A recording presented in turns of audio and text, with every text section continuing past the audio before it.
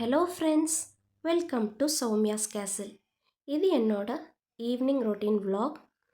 College முடிஞ்சு return வீட்டுக்கு வரும்போது ஆல்மோஸ்ட் 5 o'clock ஆயிடுச்சு. வந்ததும் சூடாக ஒரு கப் டீ போட்டு ரிலாக்ஸ்டாக குடித்தாதான் எனர்ஜி ரீகெயின் ஆன மாதிரி எனக்கு ஒரு ஃபீல்.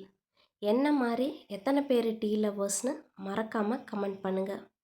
ஈவினிங் ஸ்நாக்குக்கு எங்கள் ஊர் கொங்கு நாட்டு ஸ்பெஷல் கோதுமை கச்சாயம் தான் செய்ய போகிறேன்.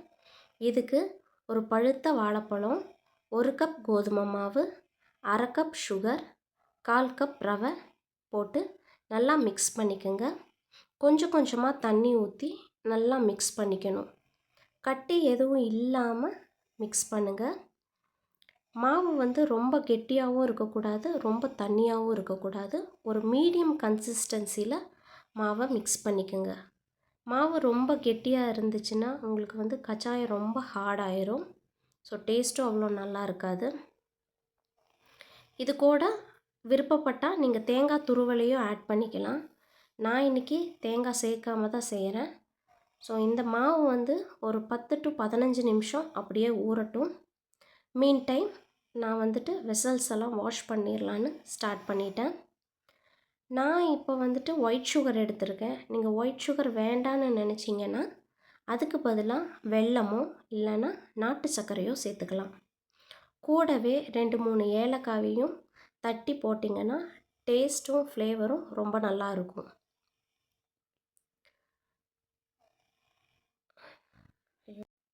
பாத்திரம்லாம் வாஷ் பண்ணி முடிச்சிட்டேன். எப்போவுமே பாத்திரம் வாஷ் பண்ணதும் கையோட சிங்க் ஏரியாவையும் க்ளீன் பண்ணிடுவேன். ஏன்னா அப்போ தான் தனியாக அதுக்குன்னு ஒரு டைம் ஸ்பெண்ட் பண்ண வேண்டிய அவசியம் இருக்காது. ஸோ எப்போல்லாம் பாத்திரத்தை கழுவுறனோ அப்போல்லாம் கையோட சிங்க் ஏரியாவையும் க்ளீன் பண்ணி வைக்கிறது ஈஸியாக இருக்கும். ஸோ நம்ம மாவும் நல்லா ஊறிடுச்சு. கடாயில் எண்ணெய் ஊற்றி எண்ணெய் நல்லா சூடானதும் மாவை இந்த மாதிரி ஊற்றிக்குங்க. ஊற்றுனதும் உடனே திருப்பி போட வேண்டாம். ஒரு 2-3 செகண்ட்ஸ் விட்டு அதுக்கப்புறம் ஒவ்வொன்றா எல்லாத்தையும் திருப்பி போடுங்க. திருப்பி போட்டு வேக விடுங்க. ஸோ ஸ்டவ்வை மீடியம் ஃப்ளேம்லேயே வச்சுக்கோங்க. அப்போ தான் உள்ளேயும் வேகும். ஃபைனலாக இந்த மாதிரி பொன்னிறமாக ஆனதும் எடுத்துருங்க. ஸோ நமக்கு இப்போ சூடான சுவையான கச்சாயம் ரெடி ஆயிடுச்சு. நைட்டு டின்னருக்கு சிம்பிள் மெனு தான், தோசையும் தேங்காய் சட்னியும்.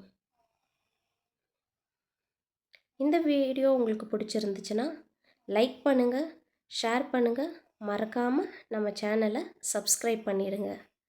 நான் இன்னொரு vlogல உங்களை பார்க்குறேன். பாய்.